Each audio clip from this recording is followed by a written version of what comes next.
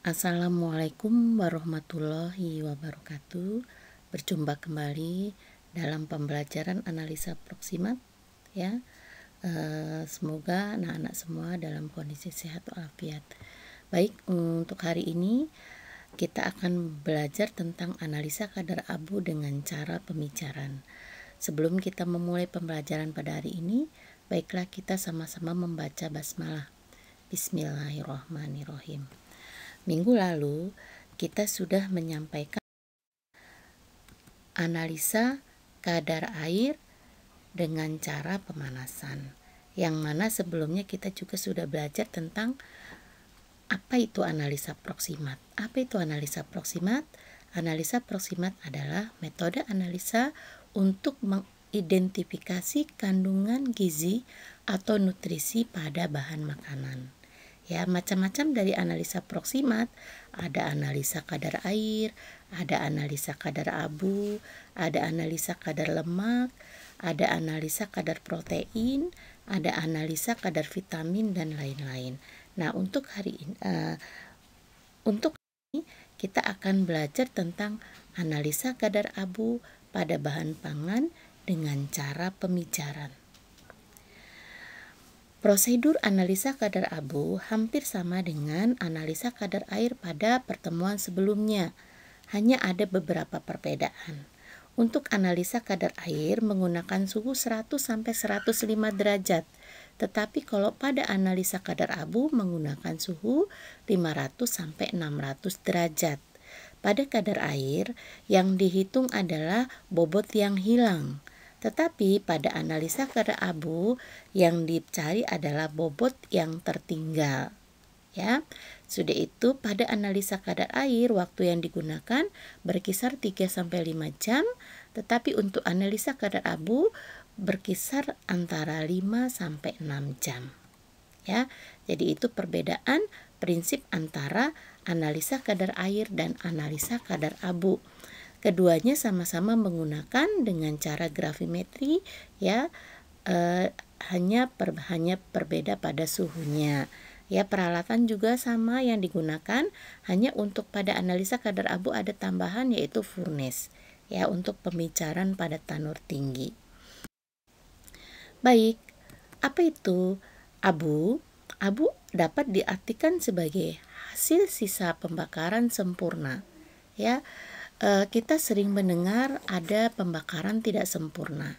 Apa itu pembakaran tidak sempurna? Yaitu pembakaran yang tidak selesai, artinya memberikan efek yang tidak baik. Contohnya adalah pada pembakaran bahan bakar yang ada di jalan raya, sehingga menghasilkan karbon monoksida yang berbahaya buat kehidupan manusia.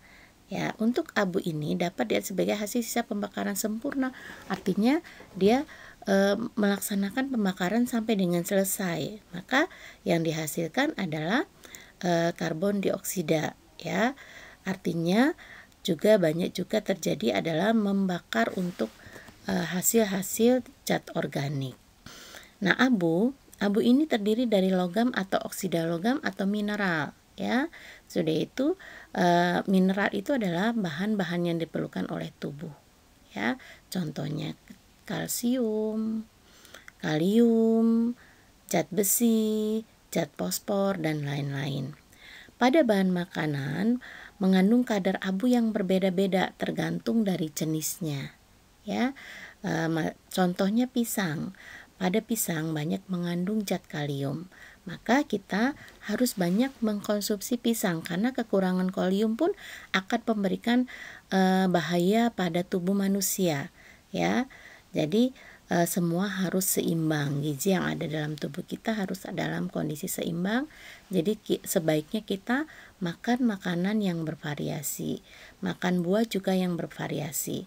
Ya, Allah menciptakan begitu banyak nikmat kepada manusia ya. Warna yang berbeda buah-buahan juga kandungan zatnya pun berbeda, kandungan vitamin pun berbeda.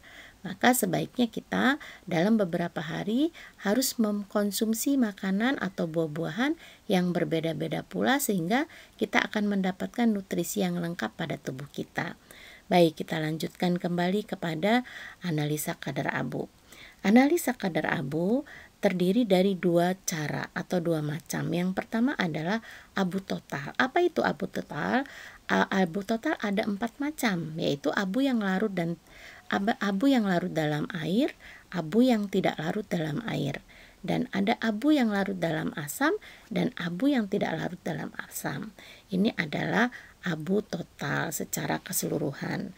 Ya, untuk hari ini kita akan melaksanakan analisa kadar abu total. Jadi tidak spesifik, ya. Berbeda dengan analisa phase elemen, yaitu secara individu. Yang kita analisa adalah zat Fe saja, zat Ca saja, ya, zat silikon saja dan lain-lain. Nah, dengan kadar abu pada prinsipnya dilakukan dengan cara pembakaran, ya, pemijaran dengan suhu tinggi 500 sampai 600 derajat Celcius, ya. Nah, untuk kali ini itu adalah dalam analisa kadar abu total. Dan bahan yang diperlukan pada analisa ini adalah yang pertama adalah oven. Apa kegunaannya oven pada analisis ini? Ini adalah untuk memanaskan cawan krus yang sudah dicuci supaya kandungan zat-zat organik dan airnya hilang atau tidak ada lagi. Yang berikutnya adalah furnace. Maple furnace digunakan untuk memanaskan atau memijarkan cawan plus sampel yang akan dianalisa, ya. Suhunya tinggi 500 sampai 600 derajat. Ya, waktu yang digunakan ya maksimal 6 jam. Yang berikutnya adalah neraca analitik. Neraca analitik pada analisa yang dipergunakan untuk menimbang sampel, ya, dan menimbang cawan per sampel setelah dianalisa. Ya, yang berikutnya adalah cawan porselin atau krus. Ini sebagai wadah sampel yang akan dianalisa. Yang berikutnya adalah eksikator. Eksikator ini adalah untuk mendinginkan cawan plus sampel yang setelah dipanaskan supaya stabil. Jadi pada saat ditimbang supaya dia sudah dalam kondisi stabil. Yang berikutnya penjepit gegep. Ini kegunaannya adalah untuk menjepit cawan krus yang akan dipanaskan atau yang akan diturunkan dari dalam oven atau furnace. Furnace itu adalah pemanasannya sangat tinggi sehingga tidak mungkin kalau tidak menggunakan penjepit gegep. Ya, itu pun wajah kita harus tidak boleh diarahkan di dalam furnace karena panasnya sangat tinggi. Jadi agak sedikit dijauhkan. Ya, tuh. Yang berikutnya adalah bahan. Untuk bahan pada analisa kadar abu tidak banyak yang kita gunakan, yaitu hanya sampel yang akan kita analisa. Biasanya sampel akan dianalisa adalah bisa kopi, teh, tepung terigu, coklat, dan lain-lain. Jika kita praktikum di sekolahan, kita akan menyiapkan 6 buah sampel yang masing-masing akan dianalisa oleh kelompok masing-masing sebanyak 6 kelompok. Nanti kita akan mengetahui sampel mana yang kadar abunya lebih tinggi dan sampel mana yang kadar abunya paling rendah, sehingga kita dapat membandingkan antara beberapa jenis sampel yang akan dianalisa. Ya, berikutnya adalah diagram alir atau prosedur kerja pada analisa kadar abu. Yang pertama adalah cawan krus kosong setelah dicuci, ya, maka akan dipanaskan ke dalam oven sehingga pada suhu 105 derajat Celcius kurang lebih selama 30 menit. Apa kegunaannya? Untuk menghilangkan zat organik atau zat cair yang masih menempel pada krus atau pada cawan, ya. Setelah itu didinginkan di dalam eksikator selama 15 menit, ya, sampai stabil, baru ditimbang dengan menggunakan neraca analitik dan dicatat sebagai berat cawan kering atau disebut sebagai agram. Agram adalah massa cawan krus yang kosong setelah dipanaskan. Ya. Yang berikutnya adalah cawan krus kering, ya. Setelah ditimbang, ya, cawan krus kering itu ditambahkan sampel, ya, ditimbang secara itu penambahan sampel kurang lebih 5 gram, ya. Kalau di dalam prosedur 2 sampai 10 gram, tapi kita gunakan masanya yang sedang, ya. Jadi semua kelompok harus menimbang sampel yang sama, yaitu sebanyak 5 gram, sehingga pada saat kita membandingkan semuanya objektif atau sama perbedaannya. Yang berikutnya adalah dicatat berat cawan dan sampel sebagai big gram, ya. Yang selanjutnya cawan krus dikeringkan ya, dimasukkan ke dalam furnis, dipijarkan pada suhu mula-mula 200 sampai 300 derajat Celcius hingga asap hilang. Ya, setelah asap hilang, baru suhunya dinaikkan hingga 550 sampai 600 derajat Celcius dan dipijarkan kurang lebih selama 1 jam. Ya, selanjutnya didinginkan di eksikator selama 30 menit. Ya, tetapi sebelum dimasukkan dalam eksikator, sebaiknya dimasukkan ke dalam oven terlebih dahulu sehingga panasnya tidak terlalu tinggi di dalam eksikator. Ya, masukkan ke dalam oven sekitar 10 sampai 15 menit. Setelah suhunya agak turun, baru dimasukkan ke dalam eksikator selama 15 menit. Ya, setelah stabil atau setelah dingin baru ditimbang dengan menggunakan raca analitik ya. Dilakukan percobaan ini sampai didapatkan abu berwarna putih.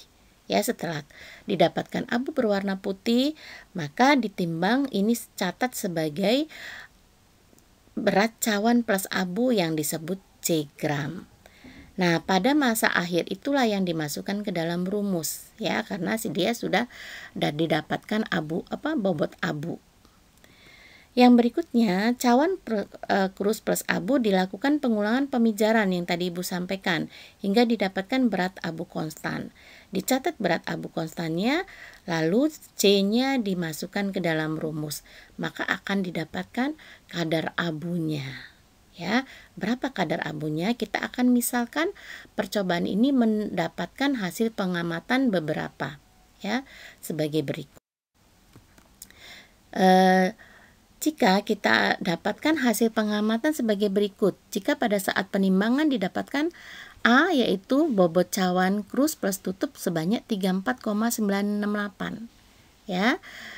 Setelah ditambah sampel didapatkan B gram sebesar 39,971 gram. Nah, setelah dipijarkan selama berulang-ulang didapatkan bobot abu plus cawan sebesar 35,354 ya. Jadi C yang akan dimasukkan ke dalam rumus besarnya adalah 35,354. Baru kita masukkan ke dalam rumus. Apa rumus kadar abu?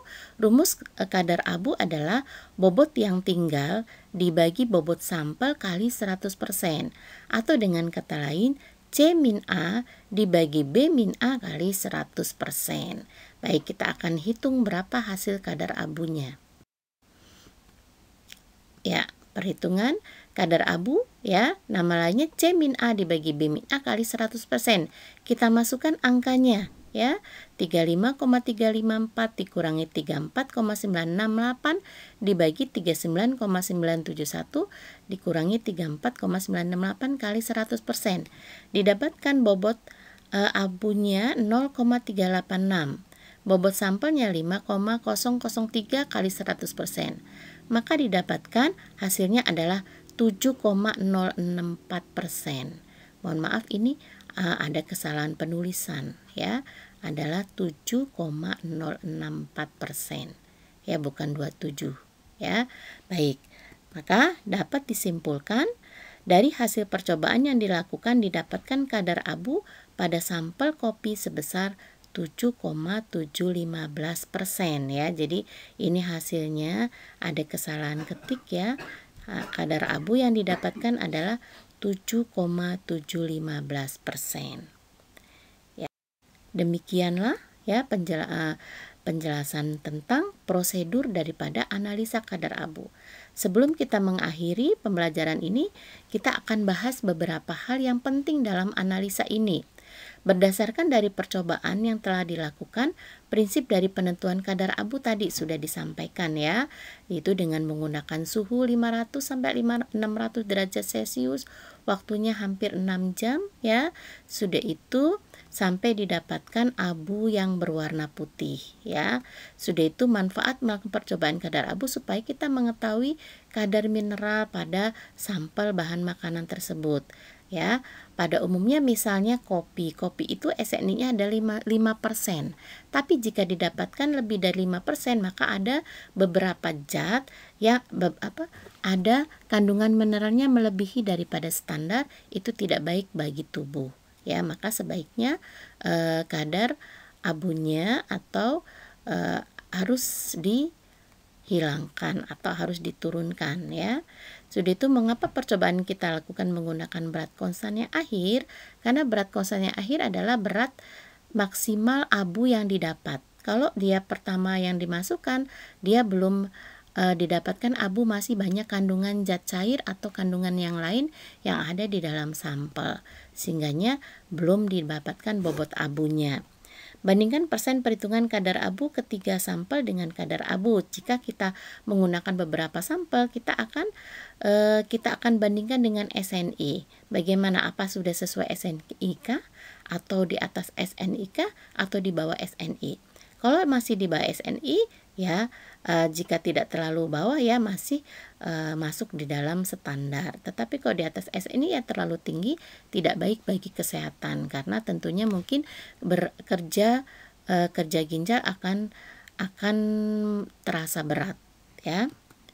Yang berikutnya, hubungan penentuan kadar abu dengan kandungan mineral. Tadi sudah Ibu sampaikan, ya, bahwa makin tinggi kadar abunya maka kandungan mineralnya semakin tinggi, ya.